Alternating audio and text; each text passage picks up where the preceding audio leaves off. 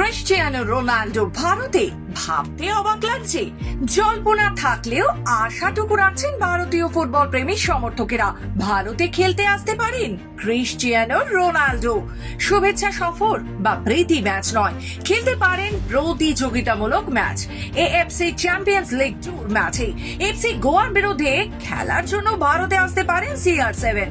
আর সেই CR7 Cristiano রোনাল্ডোর নাম নথিভুক্ত করলো আল নাসের। সূত্র মারফত খবর, এএফসি চ্যাম্পিয়ন্স লিগের অ্যাওয়ে ম্যাচ খেলতে CR7 কে বাধ্য করতে পারবেন না আল নাসের কর্তৃপক্ষ, তবে রোনাল্ডো চাইলেই তিনি খেলতে পারবেন। সেই সম্ভাবনা খোলা রাখতে ভারতের মাটিতে এফসি গোয়ার বিরুদ্ধে ম্যাচের জন্য রোনাল্ডোর নামও নথিভুক্ত করিয়েছেন আল নাসের কর্তৃপক্ষ। প্রতিবেদনে এমনই দাবি করা হয়েছে, গোয়ার বিরুদ্ধে ম্যাচের জন্য 12 জন বিদেশি ফুটবলারকে নথিবদ্ধ করিয়েছে আল নাসের।